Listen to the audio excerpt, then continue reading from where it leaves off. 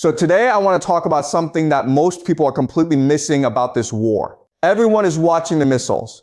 Everyone is watching the strikes. Everyone is watching the diplomatic statements and the military updates, but almost nobody is asking the question that actually matters most to ordinary people around the world. What is this war doing to the global economy? What does it mean for your job, your food, your energy bills, your savings, your future? And the answer, when you look at it carefully, is that this war is not just a military conflict between America, Israel, and Iran. It is the trigger for the most significant global economic reorientation in decades. And depending on where you live, depending on which side of this reorientation your country falls on, your life is about to change in ways that most people have not even begun to prepare for. So today I want to walk you through exactly what this war is doing to the global economy. Country by country, region by region, winner by winner, and loser by loser. So let us begin. Part 1, the new reality. Cheap energy is gone. So the first thing you need to understand, the foundation of everything else I'm going to tell you today is this. The entire global economy for the past 40 to 50 years has been built on one single assumption, that cheap energy would always be available, always flowing, always accessible to every nation that needed it. This war is destroying that assumption permanently. And the question is no longer whether this will affect the global economy. The question is which nations will be most devastated by it, and which nations will find a way to survive and even thrive in this new reality. And the answer to that question depends entirely on one thing. How dependent is your country on cheap imported energy? The more dependent, the more devastated. The less dependent, the better positioned. Let me walk you through every major economy in the world with that framework in mind. Part 2, Southeast Asia, already running out of fuel right now. So let us start with Southeast Asia, because Southeast Asia is not waiting for the economic impact of this war to arrive. It is already here, right now, today. Thailand and Vietnam are already running out of fuel. You go to the gas station in Bangkok or Ho Chi Minh City right now, and there is simply no fuel available for your motorbike. No fuel. People are being forced to work from home, not because they chose to, but because they literally cannot fuel their vehicles to get to work. There is jet fuel rationing, flights are being canceled, entire industries that depend on energy, manufacturing, transportation, agriculture are grinding to a halt. And this is just the beginning. Think about what Southeast Asia actually looks like economically. These are nations, Thailand, Vietnam, Philippines, Indonesia, Malaysia, that have built their entire economic models around manufacturing and exporting goods to the rest of the world. Their factories run on energy. Their supply chains run on energy. Their transport networks run on energy. And now that energy is disappearing. The question is not whether Southeast Asia will be impacted by this war. Every nation on earth will be impacted. The question is, who will be most resilient? Who will be most willing to innovate and adapt to this new reality? Because we are not talking about a short-term disruption. We are talking about a long-term fundamental change to the global economy. Part 3, China, the most vulnerable economy in the world long-term. And now let us talk about China. Because China is the most important economic story of this war. And it is not the story most people expect. On the surface, China looks powerful. It has the world's second largest economy. Its military is growing rapidly. Its global influence is expanding. But underneath that surface, China is facing an economic vulnerability from this war that could be more damaging than anything it has faced in decades. China imports approximately 40% of its total energy needs from the GCC. 40%. That is a massive exposure to exactly the supply chain that this war is destroying. And China's entire economic model, the model that made it wealthy over the past 30 to 40 years, is built on importing cheap energy and exporting manufactured goods. Cheap energy in, manufactured goods out. That is the entire Chinese economic model. And this war is destroying that model. Now, China knew this model could not last forever. For the past 20 years, China has been trying to transition, trying to move toward a consumer-based economy where Chinese citizens buy more goods and services domestically, and toward an innovation-based economy built on technology and artificial intelligence. But here's the problem. That transition has not worked. Chinese consumers are refusing to spend money. They are saving instead. Chinese household savings are running at approximately 4%. meaning Chinese families are holding on to their money rather than spending it into the economy. And the reason is very simple. Chinese people are not optimistic about their economic future. They see what is happening. They see the uncertainty, and they are protecting themselves. And the AI transition has its own fatal problem. Artificial intelligence, the technology China is betting its economic future on, is itself dependent on cheap energy, training AI models, running AI systems, powering the data centers that AI requires. All of it consumes enormous amounts of energy, the very thing that is disappearing. So China finds itself in an extremely difficult position. Its old economic model is being destroyed by the energy crisis. Its new economic model is not working because consumers are not spending. And its technological bet on AI is itself vulnerable to the same energy crisis that is destroying everything else. China is not going to collapse immediately. It still has access to some Iranian oil. It still has strategic reserves. It can weather this crisis in the short term. But in the long term, China is the economy least prepared to adapt to a world of expensive energy. Its entire economic DNA is built around cheap energy, and cheap energy is gone. Part 4, America. Best position, but not without risk. And now let us talk about America. Because America's situation in this global economic reorientation is very different from almost every other major economy. The Western Hemisphere, America, Canada, Mexico, Latin America is extraordinarily wealthy in natural resources. America has oil, it has gas, it has coal, it has agricultural land, it has fresh water, it has timber, it has minerals. Everything in the economy needs to function.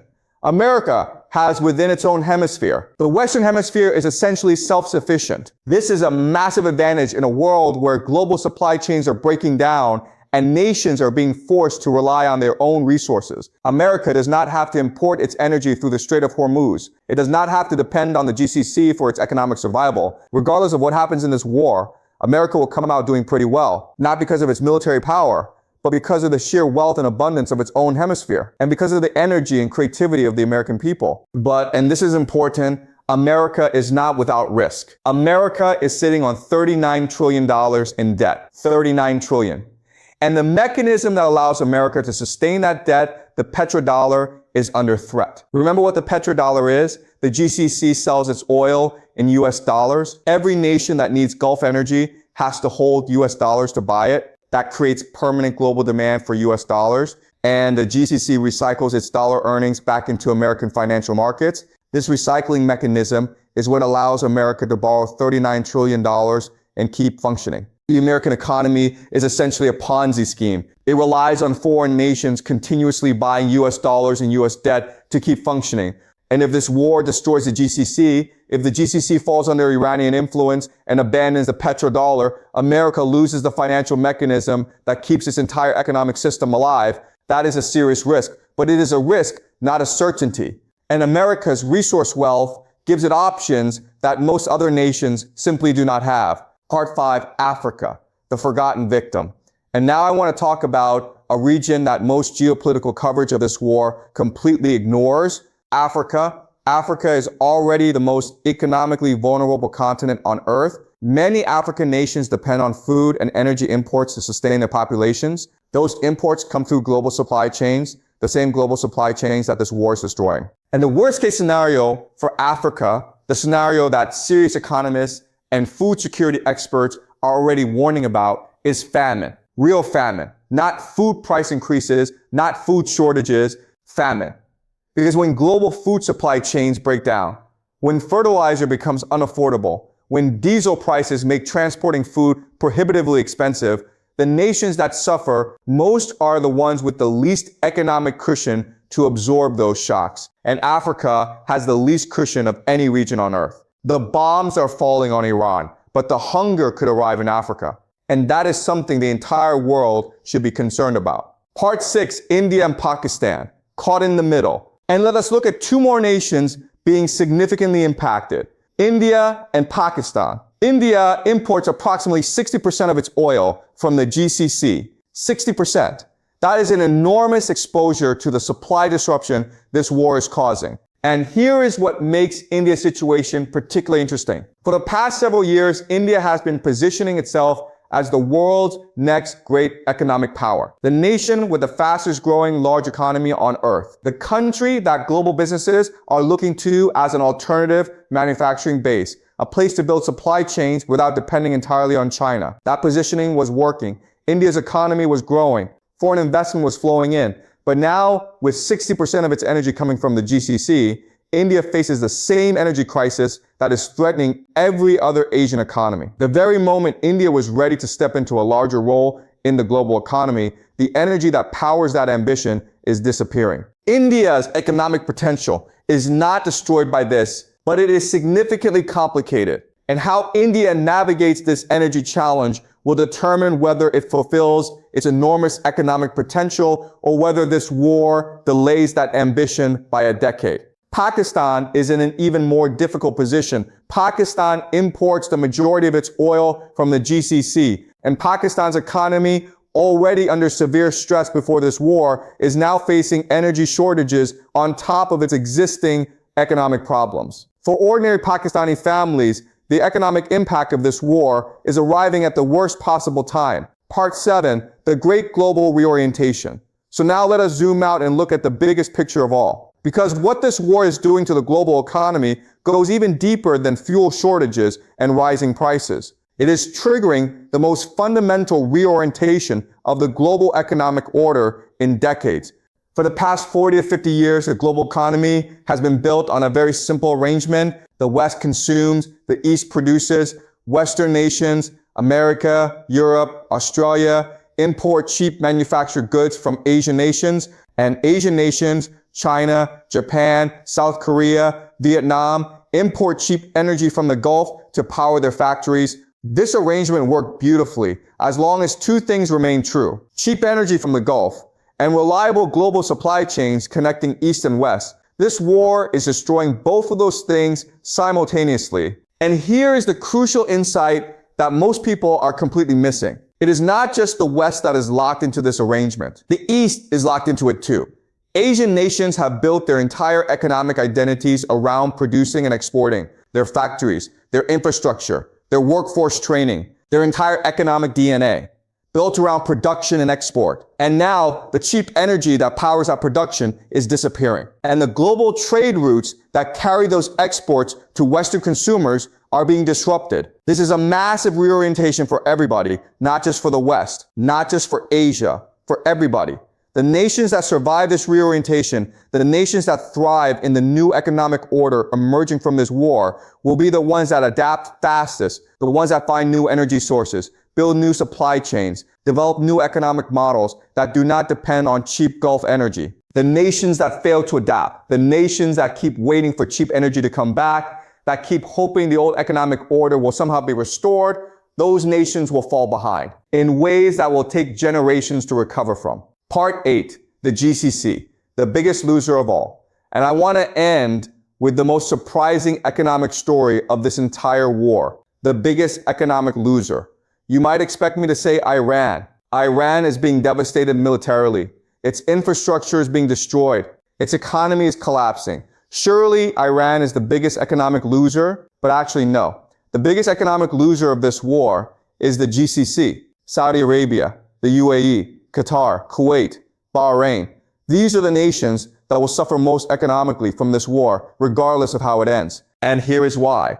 The GCC nations, Dubai, Riyadh, Doha, built themselves on a mirage. Think about what the GCC actually is geographically. It is a desert, a vast, hot, waterless desert with almost no agriculture, almost no fresh water, and almost no capacity to sustain a large population on its own. Under normal circumstances, this desert could support a small population living very simply. That is it. But then came the petrodollar and American military protection. And suddenly these desert nations had access to almost unlimited financial resources. They could build desalination plants to create fresh water from the sea. They could build air-conditioned cities in the middle of the desert. They could import millions of workers from South Asia and Southeast Asia. They could build airports and shopping malls and financial centers. They could create the appearance, the very convincing appearance of modern, prosperous, cosmopolitan nations. Dubai became known as the future New York,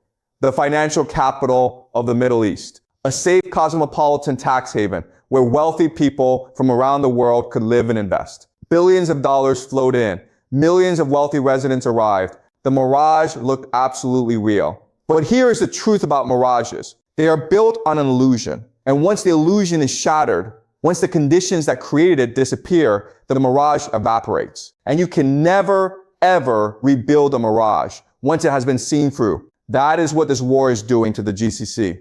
A few drone strikes on hotels in Dubai, some missile attacks on oil facilities in Saudi Arabia, and suddenly the entire illusion of safety, stability, and invincibility that the GCC spent decades and trillions of dollars constructing is gone. Wealthy people who move to Dubai for safety are looking at each other and asking, is this really safe? Investors who put their money into Gulf real estate and financial markets are asking, is this really stable? The answer that this war is giving them, the answer they're arriving at is no. And once wealthy people and investors arrive at that answer, they leave. And they do not come back. The idea of Dubai as the future New York, as a safe cosmopolitan financial capital that competes with London and Singapore, that idea is gone. The mirage has evaporated. And regardless of how this war ends, regardless of whether a ceasefire is reached tomorrow or in 5 years, the GCC will never fully recover the image and the confidence that this war has destroyed. So let us bring everything together. Southeast Asia is already running out of fuel right now, fuel rationing, grounded flights, workers forced to stay home. China, despite its apparent strength, is the economy least prepared to adapt to a world of expensive energy. Its entire economic model is being destroyed. America, with its vast Western Hemisphere resources, is best positioned to survive and adapt. But its $39 trillion debt and petrodollar dependence are serious risks. Africa faces the most humanitarian danger. Food supply chains breaking down could trigger famine in the world's most vulnerable region. India, with 60% of its energy from the GCC, faces a critical energy challenge at exactly the moment it was ready to step into a larger global economic role. Pakistan, already under severe economic stress, is being hit by energy shortages at the worst possible time. The entire global economic arrangement, where the West consumes and the East produces, is being shattered simultaneously for everyone.